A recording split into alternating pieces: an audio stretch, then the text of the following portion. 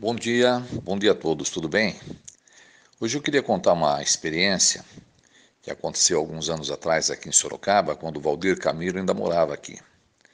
E um senhor da Assembleia de Deus que de vez em quando passava ali no meu trabalho e fizemos amizades. E um dia ele me convidou para que eu fosse na casa dele para conversar com um presbítero ali da sua igreja, Assembleia de Deus. Ele disse que esse presbítero era uma pessoa que tinha um conhecimento muito grande da Bíblia e que se eu conversasse com ele, ele poderia até me converter para a Assembleia de Deus. Bem, então nós combinamos o dia, um sábado à tarde, e nesse sábado à tarde eu fui com o Valdir Camilo e com um outro irmão que tinha um chaveiro aqui vizinho do meu trabalho, o Araújo, e fomos os três lá na casa desse senhor. Chegando lá estava esse presbítero, um rapaz de uns 30 anos de idade, juntamente com mais quatro membros lá da Assembleia de Deus, todos mais ou menos nessa faixa de idade, uns 30 anos. Então foi combinado que a palestra seria sobre a Trindade e ele também queria provar para nós que quando falamos que Jesus já está presente em espírito, que isso não é verdade, que Jesus vai voltar aqui na Terra e inclusive vai mostrar as suas mãos feridas para as pessoas. Então foi combinado que ele tomaria a dianteira da parte da Assembleia de Deus na palestra e que do nosso lado o Valdir Camilo que falaria. Então a palestra começou e já de cara ficou notório a diferença gritante de conhecimento entre o Valdir Camilo e esse presbítero aí tão afamado lá, o famoso lá da Assembleia de Deus. Mas é interessante que ele começou a usar uma frase de efeito todas as vezes que o Valdir argumentava, ele ficava sem ação, né? Por exemplo, quando o Valdir Camilo citou lá João 14, 28, ele já disse que Jesus não estava dizendo que o Pai era maior que ele ali. Que, na verdade, Jesus queria dizer outra coisa. E sempre usando essa frase de efeito, né? Como eu falei. A frase era, tá vendo, irmãos? Não adianta conversar com eles. Eles não conseguem enxergar. Eles estão muito bitolados, tá vendo? Eu falei, é perder tempo. Como tentando desmerecer o argumento bíblico que o Valdir usou e que ele não tinha como questionar, né? Bem, o Valdir também mostrou lá, vou citar dois textos aqui, mas teve vários, né? João 17,3, onde Jesus fala que o Pai, né? O Pai dele, Deus, era o único Deus verdadeiro. Ele já quis dizer lá que Jesus também não quis dizer que o Pai era o único Deus verdadeiro. A palavra único englobava outras pessoas. Outras pessoas estavam ali ajuntadas ao Pai. E sempre usando a velha frase de efeito. Né? Tá vendo? Não adianta, eles não conseguem enxergar. A palavra único aqui tem outras pessoas envolvidas também. Então, foi ficando notório cada vez mais que ele não tinha condições de conversar com o Valdir dentro da Bíblia. Isso estava claro, estava notório. E os demais que estavam ali estavam notando. Então, o que aconteceu? Ele já começou a querer ir embora. Sempre dando a desculpa, não adianta, eu falei, eles não enxergam, e sempre querendo sair. E é interessante que ele havia dito também no início da conversa que ele iria provar que Jesus era o Deus Filho. Então ficou duas coisas que ele ficou de provar. Que Jesus era o Deus Filho, que essa expressão estava na Bíblia, que logo o que ele falou eu já questionei, né, que essa expressão não existia na Bíblia, mas ele disse que não, queria mostrar para nós. E também essa questão de Jesus mostrar as mãos feridas, né, às pessoas. Mas como eu percebi que ele já estava querendo fugir, porque realmente ele não tinha condições de, de, de conversar com o Valdir, não tinha. A diferença de conhecimento era gritante. Então ele poderia ser muito bom, ter muito conhecimento para as pessoas ali da Assembleia de Deus, mas perto de uma testemunha de Jeová, dava até pena. Bem, aí quando ele começou a fazer menção de se levantar para sair, eu falei, viu, antes que você saia, você ficou de mostrar para nós aonde aparece a expressão Deus Filho, e depois eu quero ver também, nós queremos ver aqui, aonde aparece o texto que Jesus mostra as mãos feridas. Bem, aí ele falou, a expressão Deus Filho aparece em Atos 7,56. E é interessante que todos nós estávamos ali usando a tradução João Ferreira de Almeida, edição revista e corrigida. É óbvio que a tradução do Novo Mundo é infinitamente melhor do que a Almeida, porque todas essas Almeidas que existem aí. Mas, para que eles não falassem que estávamos mostrando os textos na nossa tradução, sempre fazíamos questão de mostrar para as pessoas a tradução que eles usam. E então, falei, mas espera um pouco, você está usando a mesma Almeida que todos nós estamos usando aqui. E você falou que em Atos 7,56 aparece a expressão Deus Filho. Sim, ali aparece a expressão Deus Filho. E aí eu pedi para que ele lesse, né? Falei, quem sabe ele esteja com uma tradução nova que não conhecemos, né? Vamos ver.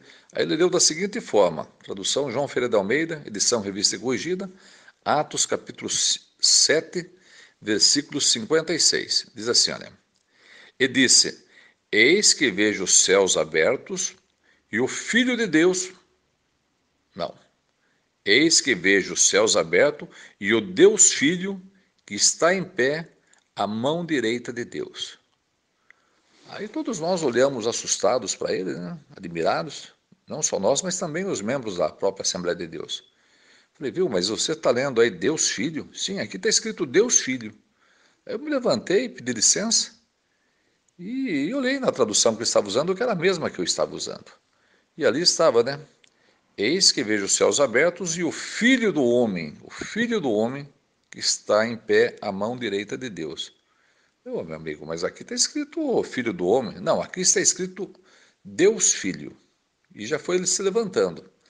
Quando ele se levantou para sair, o irmão Araújo, que estava do nosso lado, pegou ele pelo braço e falou, escuta aqui, rapaz. Você está pensando o quê? Que você está conversando com criança? Isso aqui é um assunto sério, rapaz. Nós estamos conversando da palavra de Deus. Como é que você vem com essa palhaçada aí? E grudou ele pelo braço. E aí ele falou, tá vendo, irmãos? Não adianta conversar, eles não conseguem enxergar a verdade. E eu falei, perder tempo, eles não conseguem enxergar a verdade. E saiu, simplesmente saiu corrido, né? E todos eles ficaram ali um olhando para a cara do outro, né? Decepcionados, frustrados, porque acreditavam que o rapaz fosse uma sumidade em conhecimento bíblico e o camarada não era de nada, né? Bem, aí, como ele não ficou para explicar a questão das feridas nas mãos, né, se aplicando a Jesus, eu falei, pedi licença para o Valdir, falei, olha, o texto que ele estava tentando, que ele disse que ia mostrar para nós, é o que está aqui em Zacarias capítulo 13, mas esse texto não se aplica a Jesus. Esse texto, na verdade, se aplica ao falso profeta, ou aos falsos profetas. E aí comecei a raciocinar com eles, o capítulo 13 de Zacarias, do 2 em diante. Aí diz assim o versículo 2, Zacarias 13, e acontecerá naquele dia, diz o Senhor dos Exércitos, que tirarei da terra os nomes dos ídolos, e deles não haverá mais memória. E também farei sair da terra os profetas e o espírito da impureza. O 3. E será que, quando alguém ainda profetizar, seu pai e sua mãe, que o geraram, lhe dirão, não viverás, porque mentirosamente falastes em nome do Senhor. E seu pai e sua mãe, que o geraram, o transpassarão quando profetizar. Olha o 4. E acontecerá naquele dia que os profetas se envergonharão, cada um da sua visão, quando profetizarem. Nem mais se vestirão de manto de pelos, para mentirem. O 5. Mas dirão, não sou profeta, sou lavrador da terra, porque tenho sido servo desde a minha mocidade. Aí eu falei, agora veja o 6 que ele aplicou a Jesus. Aliás, isso aí é uma questão que os evangélicos aplicam direto, esse versículo a Jesus. Olha o 6. E se alguém lhe disser, que feridas são essas nas tuas mãos? Dirá ele, são as feridas com que fui ferido em casa dos meus amigos. Então notem, o texto fala claramente que aqui quem vai mostrar as mãos feridas são os falsos profetas, que estarão ali no meio do povo agora se escondendo, porque tirarão até o manto de pelos que eles usavam para profetizar, porque sabe que a coisa vai esquentar do lado deles. Que o povo vai, as pessoas irão cobrar, né? Todas as mentiras que eles falaram. E usando, inclusive, como diz aqui, o nome do Senhor, né? O versículo 7 passa a falar de Jesus. O versículo 7, mas até o 6 se aplica ao falso profeta. Isso é notório, é só ler a Bíblia, ler o contexto. Tanto que isso é verdade, que se você pegar a Bíblia da Assembleia de Deus, a Bíblia explicada, uma Bíblia de estudos, uma Bíblia que talvez poucos dali conheçam, ela mostra na página 299 que esse texto realmente se aplica lá aos falsos profetas, às pessoas que adoravam deuses falsos. E aí no final aqui, essa Bíblia na página 299 diz assim, né? Vejam o que eles querem pensar, né? Não o que o texto diz, mas eles gostariam, conforme diz aqui, olha, contudo nós gostamos de pensar de outras mãos feridas e perguntar, quem são estas feridas nas tuas mãos, ó Senhor? Aí eles concluem, né? Sabemos que a resposta é feridas por amor de vós. Então vejam, eles gostariam de pensar em mãos diferentes, mas tenham que admitir que ali se aplica realmente ao falso profeta, ou aos falsos profetas. Então, foi uma palestra realmente que mostrou claramente a diferença da verdade com a mentira, né? Então não adianta a pessoa falar uma coisa, mas na frente de uma testemunha de Jeová a coisa muda totalmente. Por isso que aquela palestra para nós foi uma alegria muito grande, né? Ao contrário daquelas pessoas que estavam ali, que ficamos até com pena, porque um olhava para a cara do outro, balançavam a cabeça, como dizendo, puxa, não esperava que fosse acontecer isso. O camarada sair, largando lá os seus seguidores, por assim dizer, totalmente frustrados. É interessante que um tempo depois o seu José passou lá no meu trabalho e ele tinha abandonado a Assembleia de Deus, tinha saído da Assembleia de Deus. Vai se agarrar à verdade um dia? Só o tempo dirá, né? Porque nós sabemos que o caminho estreito não é fácil, não. Quem está acostumado a ficar numa igreja falando, gritando e sem raciocinar, vai ter que fazer muitas mudanças para aderir às verdades genuínas da Bíblia. Mas Jeová conhece o coração de cada um. Então essa é uma palestra que eu